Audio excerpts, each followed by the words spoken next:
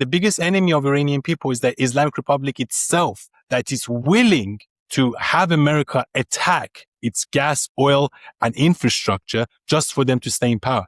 Islamic Republic would literally nuke itself if it meant they stay in power. Younes, welcome back to Stand Tall Israel. It's great to have you back for your fourth appearance. Every time we've spoken, the Middle East has changed dramatically since our last conversation. We've seen war with Iran, continued executions inside the Islamic Republic, growing concerns about the IRGC's activities in Europe, debates over immigration and free speech across the West, and a widening divide over Israel. You've also been busy speaking at CPAC, visiting the Nova exhibition, meeting Noah Argamani, and continuing to speak out for a free Iran. So there's a lot to discuss. Let's jump right in. Younes, how would you describe the current state of the conflict with Iran? Is there anything that you're encouraged about? And what are your thoughts about that? I mean, I just literally made a video about it right now, a reaction video, which I'm going to post very shortly on my Instagram. And that is that, as we speak, the Bab el-Mandeb Strait is being attacked by the Houthis. And also we have Hezbollah that just, again, violated the ceasefire against Israel. And Donald Trump and the Islamic Republic were supposed to sign a deal today, as early as today we heard, right? And this is not the first time we've seen this. It's like the 100th time we've seen this in the last 6 months. Every time a deal seems close, we have some sort of a tragedy or a ceasefire or a violation or so on and so forth. Which makes me think the Islamic Republic doesn't really want a deal, because otherwise, why would they do this? This is the time they're supposed to be on their best behavior, and they're doing this. I know that there's conspiracies now. Oh, it's actually Israel that goes to Lebanon and starts shooting rockets so they can respond to themselves. And, the invasion of the Quetta in Spain, but that was the Israeli government that invaded Quetta. It's all because of Israel. So Israel attacks itself and then responds to its own attack, basically was what they're trying to say. And it's just silly. And it just, at the end of the day, it makes me think the Islamic Republic doesn't want to make a deal because they know it's a surrender deal. They know they're done. So they just want to go down fighting. Basically imagine a cat that is cornered in a room that doesn't have anywhere to escape. All it can do is just to try to scratch you. And that's exactly the position Islamic Republic is in. They're trying to scratch us as hard as they can because they know it's the last punches they'll be throwing. So do you think that President Trump is being a little bit naive with his negotiations with the Islamic Republic? Yes, 100%. I think he's not naive himself. I'd say people around him, people like J.D. Vance, are quite naive. I think J.D. Vance is the one that's trying to steer this whole deal. I wouldn't be even surprised if he's the one that sort of leaked the strikes that Donald Trump was going to make on the Islamic Republic. Now, look, I am 50-50 on the strikes. I'll be completely honest with you because, look, I don't want bridges to be destroyed. I don't want our oil and gas fields to be destroyed. That is our natural wealth. Like, what are we going to do after all this oil and gas fields are destroyed? Like, where's the revenue going to come from if we're going to rebuild Iran in the future? And I think that is on the back of Donald Trump's mind. I think he knows that to some extent because if he does that kind of strike, Iran could turn into a failed state like Libya, like Syria. And maybe that's what they're hesitant on. But then at the same time, the Islamic Republic doesn't leave them with any other option.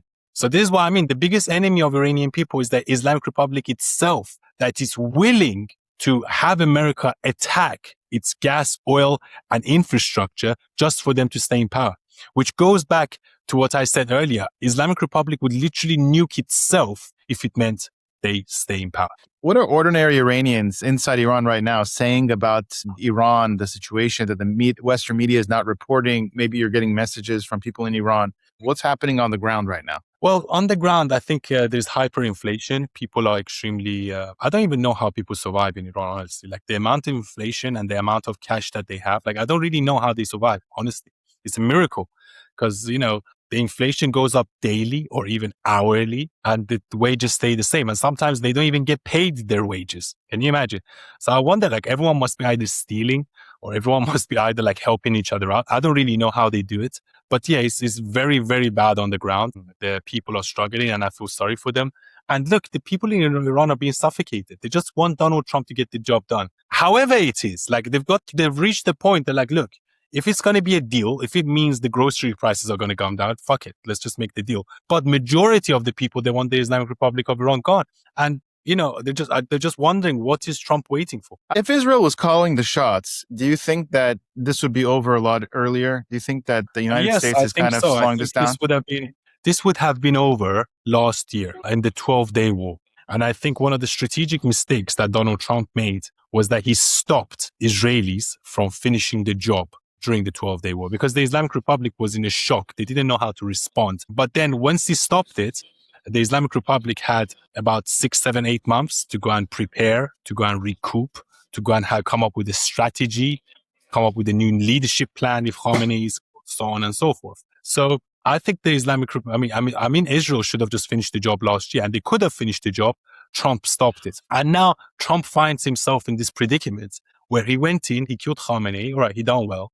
But then he goes in and says, we're going to finish the war in 5 weeks. Well, why are you going to say such a thing? Because the Islamic Republic is going to hear that, and they will be like, you know what? Yeah, we'll just survive 5 weeks. And by not losing, we win. This is what this war is all about. The Islamic Republic is supposedly winning by not losing. And they're saying, well, come and completely decimate us. Come and completely decimate the country if you really want to win. And that is kind of a slope that Donald Trump is kind of stuck in. Now, how serious is the current situation in the Strait of Hormuz? Does the Islamic Republic of Iran still have the ability to hold the global economy hostage? And if the regime remains in power, is this threat going to continue every few years? I think the Islamic Republic, well, first of all, let's not forget that their capabilities are decimated in the Strait of Hormuz. There's not a rocket or a ship left, and that's a fact. However, shooting at ships is not that difficult a task. You can get literally an idiot with a bazooka by like one of these islands, just shooting a bazooka towards a ship, and they can get hit. So, are you going to kill every single individual that you see on these islands because they might have a bazooka or they might have like some sort of a weapon? No. So I think from that aspect, it's very actually easy to target ships, unfortunately. Even if you don't have the rockets, if you don't have the military might or the navy, any idiot can get their hands on a weapon and start shooting, right? So I don't think the Islamic Republic has any more control other than this sort of guerrilla warfare type of people that they use. I think fundamentally this whole deal is about taking away the Strait of Hormuz from the Islamic Republic and also taking away their nuclear capabilities, which is basically surrender, because you take two of their biggest cards out of their hands, right? And the Islamic Republic knows that. It's because once they give up these two things, they're over. So it's basically a surrender deal. So they're like, you know what? Let's just cause mayhem. That's my analogy, anyway, of how I see this whole thing. You posted something recently. You said that Iran can produce inexpensive drones while Western countries spend vastly more to intercept them. Is that a sustainable strategy? And does this prove that eventually the world has to solve the regime problem rather than simply defend itself against it? Yeah, for sure. I think, look, for apparently every Shaheed drone costs about 40,000, if I'm not mistaken. And I forgot the name of the drone that they use. It's called I had it here. So I want to give like correct stats to the audience. So let me just double check this 1 second. So for every Shaheed drone is $30,000. Yeah. For every Patriot interceptor missile is 4.2 million at some points. So imagine that. So it's like 140 times more the cost of this war. And, Islamic Republic knows that to some extent. So they're like, you know what? Let them just use their interceptors. Let them just keep spending money. And, America is a very powerful country, but they don't have unlimited funds. They don't have unlimited weaponry. So I think they're just draining their weaponry. And maybe China and Russia are just in the background watching this. They're like, yeah, let the Americans exhaust themselves. And China is thinking, well, what's going to stop us going from taking Taiwan? Or maybe Russia is thinking like, well, what's going to stop us from taking Ukraine? However, I've got to say, China and Russia are both very tame right now. Ukraine has been doing a lot of strikes on Russia recently. They're on the back foot. And this is, as I said before on this show, I think this is a global fight against evil and the axis of evil, which is Iran, Russia, and China. And it used to be Venezuela as well, but Venezuela is off the board now. Now, Iran is going to be the next one that's going to be off the board, and then we shall see about Russia and China in the near future. Now, New York City Mayor Zohran Mamdani has accused Benjamin Netanyahu of genocide, yet we hear very little from him about Iran's executions and repression and the regime. What does that double standard tell you about him and his cohorts? I mean, it's funny because he's never been to Israel. He wasn't even born in an Islamic country. I was. He's a Shia Muslim, so his spiritual leader is Khamenei. He says that he wants to arrest Benjamin Netanyahu on arrival, yet him and his cabinet members wanted to meet officially with Islamic Republic diplomats. And the Islamic Republic diplomats are the ones that literally ordered the slaughtering of 50,000 Iranians in 2 nights. They're the ones that caused. So he's more than happy to meet with terrorists, meet with Hamas empathizers, Hezbollah empathizers, Islamic Republic diplomats. He's more than happy to meet with those people. Because obviously they're not doing anything wrong, are they? They're very good, respectable people that haven't killed anyone. And yet he wants to arrest Benjamin Netanyahu, which again hits at the core of the irony and the lie that is democratic socialism. And again, we've seen this before. We've seen it in Iran. It's the unholy marriage of Islamism and Marxism. And Mamdani is like almost the second coming of Khomeini. I really mean it. He's like the second coming of Khomeini, but this time it's in New York. And I think they should really save their country. Another lie that Mamdani said recently, he was campaigning a lot about, we don't really need voter ID because voter ID is racist, right? And that's a racist statement in itself, if you think about it, because what you're saying is that black people are too dumb to have an ID. That's literally what you're saying. Or people that are of color or Mexicans or whatever, they're just too stupid, too uneducated to be able to have an ID. Yet you need an ID to drive, you need an ID to buy alcohol, so on and so on. Now, he's got this grocery store, this 30% off grocery store in New York that obviously the taxpayer is paying for. He's only got 30% off. I mean, I don't think that's a great deal. 30% off, I'm not so sure. And the taxpayer is paying for it. So again, now, if you want to go to that shop and if you want to purchase products from that shop, you need an ID. Isn't that so hilarious? And why he wants an ID? Because he wants people to that they are residents of New York. Well, that was exactly what the Republicans were saying for the last decade and a half. We need voter ID because we don't want voter fraud. Yet people like Mamdani were completely against that. AOC completely against that. Kamala Harris, Biden, all these people against that. Now, a grocery store you want to buy cabbage? We need to see your ID. The hypocrisy of these people has no limits. Mm-hmm. Now, why do progressive politicians seem far more comfortable condemning Israel than confronting the Islamic Republic? We see it in Europe, we see it in the UN, we see it all over. Well, a few different reasons. I think there's also there's 2 billion Muslims, there's 60 million Jews. So in terms of the numbers, you are way, way lower. So I think that naturally also skews the conversation more towards Palestine. Also, I think it's brainwashing, both in the media and also in our academia, in our institutions, that was funded by Qatar, by also the Islamic Republic, but also by these left-wing Marxist-type, socialist-type professors that always seem to have a sympathy for Islamic dictatorships or for Chairman Mao or for USSR and Lenin. Like you see this guy Hassan Piker now, he's saying, Soviet Union's collapse was one of the worst things that ever happened. Like, who says that?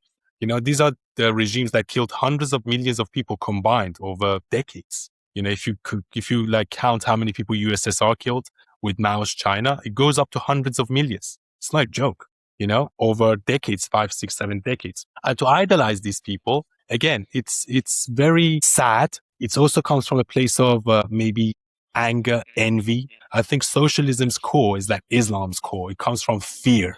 It comes from fear and envy.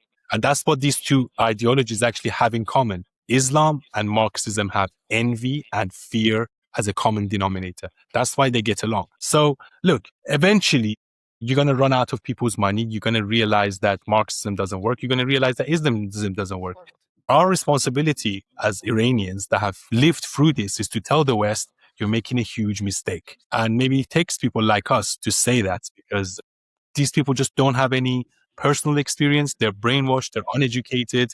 They don't really know what's going on in the world. They just see something on TikTok and believe it. And we need to win that information battle. Otherwise, the West is going to collapse promptly. Now, we see the Islamic Republic of Iran is continuing its execution of civilians. Why isn't this receiving the same international attention as other conflicts? And are these executions a sign of confidence or a sign of fear, like you said before? It's a sign of fear. It's also a sign of, dictatorships. And I'm going to give you a few examples. Saddam Hussein, they start killing the most when they know they're about to collapse. Soviet Union, the same. Mao's China didn't really collapse, but when they thought when they were transitioning, they actually had a lot of killing. USSR as well. in 1989, 1988, there was huge massacres. So when regimes are about to collapse, they know they just basically try to, as I said, it's back to my analogy earlier of the cat that's stuck in a room, doesn't know what to do. So he's trying to hurt everyone, try to cause the maximum damage.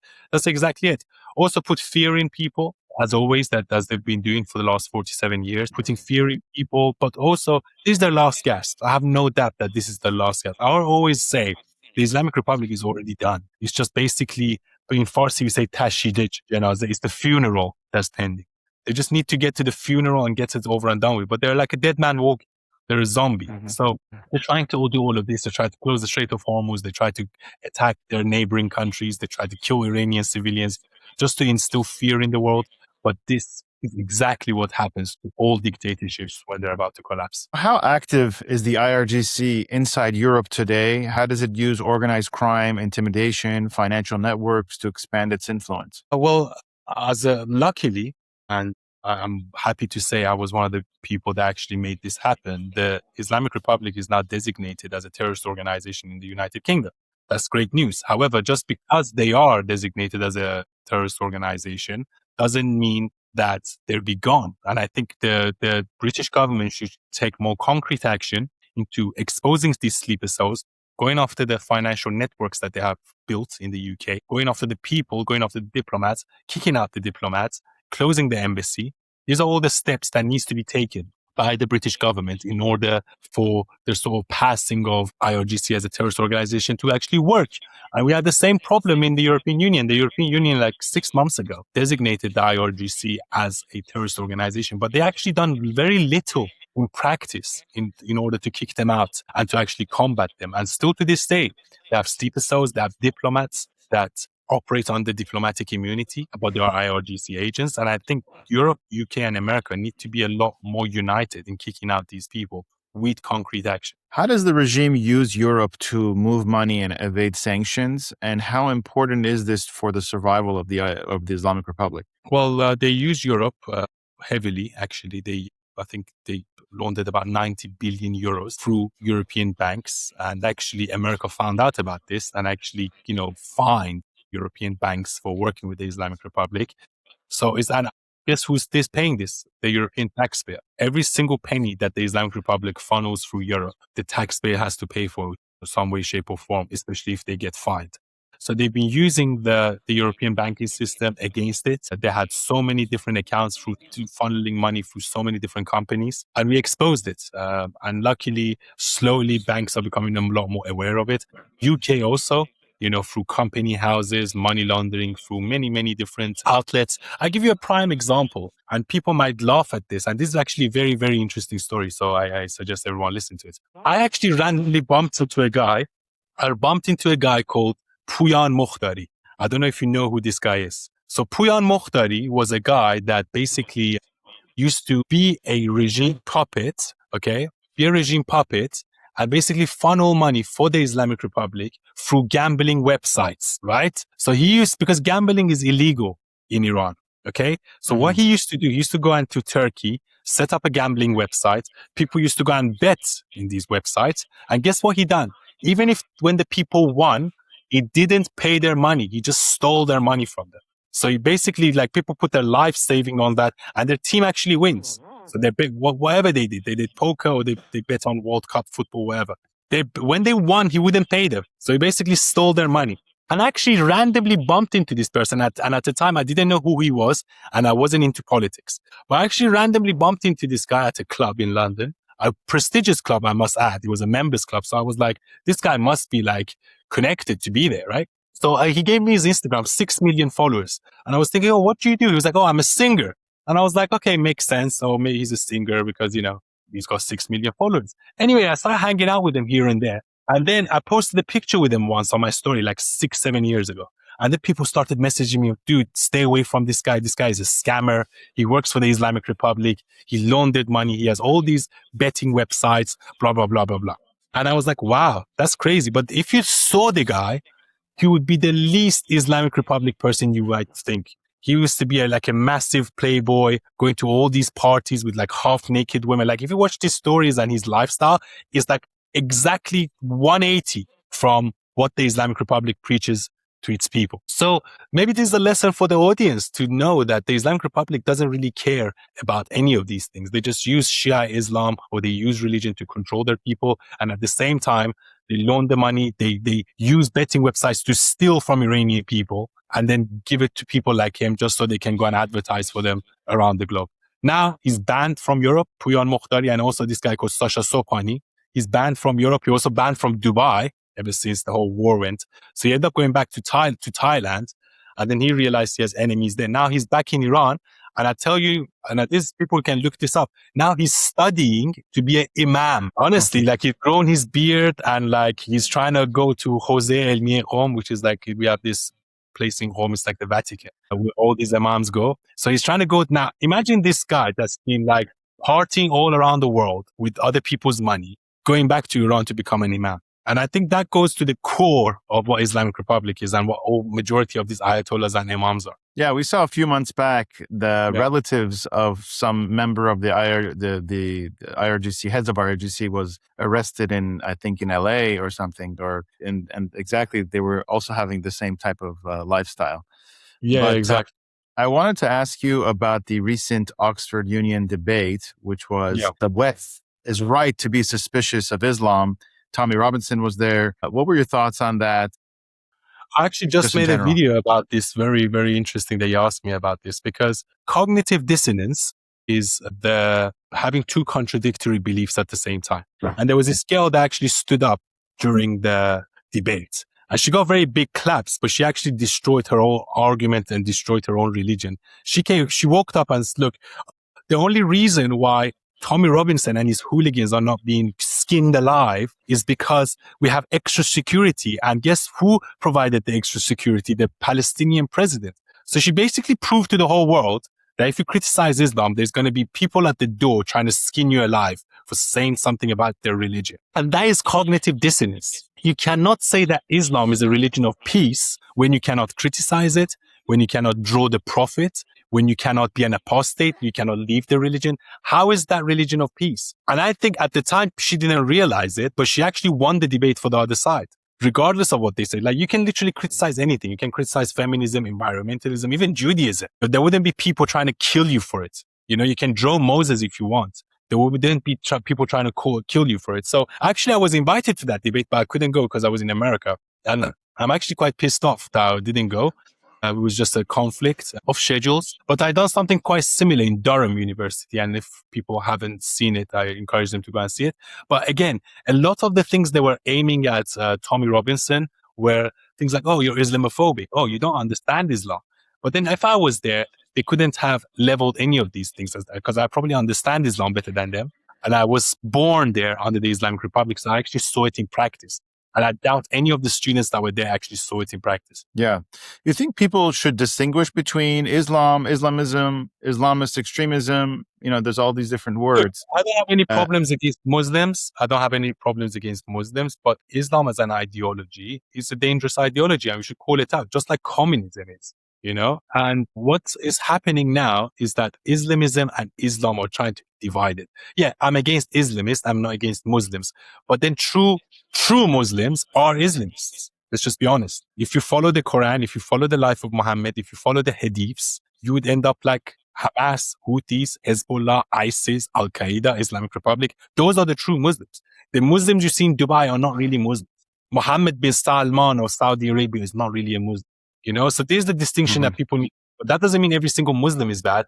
But again, we need to get rid of this brainwashing that Islam is religion of peace, because it's not. Muslims are peaceful despite Islam, not because of Islam. And also you have the non-violent Muslims, the moderate, whatever Muslims, they're afraid of the violent ones. I mean, they're afraid to speak out against them, right? No, exactly. I always say the moderate Muslims are like the grass that hide the snake. They fail their moral duty to call out the extremists within them. So I think every single Muslim needs to not fail their moral duty, but uptake their moral duty and be honest about it. And dude, like, you don't need to call yourself a Muslim to believe in God. Like, I think also they have this fear inside of them and that's the fear that's put inside of them ever since they're a kid. Oh, if anyone says bad about Islam, they're the devil. You're going to go to hellfire and so forth. So people are almost brainwashed into a state of teles. In Farsi, we say they cannot move. They are hypnotized. They cannot think straight. They think, well, if I leave Islam, I'm going to go to hell. I'm going to burn. And these people that are saying bad things about Islam, they are kuffar. And these are the things that they try to put in your brain ever since you're a kid. So again, that's another cognitive dissonance that's happening in the Islamic community. Like, you can believe in God, you can be a good person without being a Muslim. Like, Islam doesn't have a monopoly over spirituality. Religion in general doesn't have monopoly over spirituality. Now, I want to ask you a question about CPAC. You recently spoke there, and after speaking there, do you believe that free speech is under greater threat today than at any point in your lifetime? And have accusations of racism, Islamophobia become tools to silence legitimate discussion? Well, it's always been the case, but I think, however, we are starting to turn a corner in this country. I hopefully think so. Yeah, I spoke on CPAC on a panel, and it was a great event. We had many people there. Nigel Farage was there, Liz Truss was there, and many other people. Great gala, great time. And the thing we were talking about was the free speech aspect. And I told them, like, clearly, I was like, look, the left always use empathy as an utterance to hide their sort of psychopathic tendencies. And one of those tendencies is to censor you. They're like, oh, we're censoring you because we're trying to protect you. We want you to hear all these bad things, all these evil things. And that's what Islam does as well. They try to, like we just spoke about it, Islam doesn't allow you to criticize its religion. So it's not a free speech religion. That's why, again, another reason that the left and Islam get along, because they sort of believe in the same thing. And look, it happened in Iran. It was the unholy marriage of the green and the red. And also during communism, and political correctness actually came from Soviet Union, saying to people, what you're saying is factually true, but it's politically incorrect. Meaning you cannot say that. It's not politically correct to say that. And I think we just need to burst with these barriers. Honestly, we need to be a lot smarter. We should learn from the experiences of other countries. We should learn from USSR, communism, and we should also learn from the Islamic Republic and not let it happen here, because it doesn't have a happy ending. Do you think Britain finally learned the lessons of the grooming gang scandal? And did fear of being called Islamophobic prevent the authorities from protecting these vulnerable girls? Yes, I think so to some extent. I think that the Islamic Republic, the Islamification of the United Kingdom and this Pakistani grooming gangs definitely played a role. I think it was white Christian men. They'll be announced and in jail straight away. Usually, even when you hear it in terrorist attacks, if the guy is white, you hear it within 5 minutes. If the guy is black or Muslim, they wouldn't tell you for days his identity. And I don't know why they do that, because they think he's racist. I think, honestly, truth should be at the core of our society. I don't really care about race, I care about religion. But we need a free flow of information, and we need to get to the truth. And if the truth is offensive, so be it. The truth shall set you free. You recently visited the Nova exhibition. What affected you most about it? How was it meeting Noah Argamani? Did that experience change how you think about October 7th? I mean, I've been to Israel 3 times, and I've been to Nova, the actual Nova festival. So for me, it didn't really change much because I actually saw the real thing. But yeah, it was very cool to meet Noah Argamani. She's actually half Iranian. I didn't know that. She's, I think, half Iranian, half Chinese.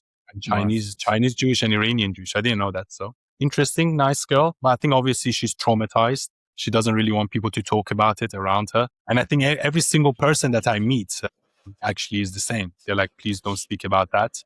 I actually met this other guy as well that was a hostage there. And basically he told me that they used to give them like one flatbread a day, like this big. And they used to live in a tunnel that was like 4 foot tall. So they had to cramp, and there was no lights. Can you imagine? Can you imagine living in that space for like 2 years in a fucking tunnel with no lights that's 4 foot tall, is cramped, and you get like this piece of bread for you just to not starve to death. That's it. I mean, some of the mental resilience of some of these people is insane, honestly. Yeah, for sure. Younes, thank you again for joining me. I truly appreciate it. How can people, I saw that you have Impact Report that's out. How can people watch it? How can people follow you? So I'm working with an organization now called News Force. I have a new show there, and I'm going to call it the Rocks Report, because the Impact Report, I realize the synonym is IR, like Islamic Republic. We don't want that. So Rocks Report would be better. And I think I'm just going to make a really fun show. I mean, you can come on my show anytime, by the way. And It's going to be very fun. I'm going to, tackle a lot of truths. I'm also going to be doing a lot of street interviews, reaction videos, stuff like that. But now I work with a very massive media company that's actually backed by American Jewish people. So it's a startup. We're going to be in a lot of different places. We was actually at CPAC recently, one of the sponsors of CPAC.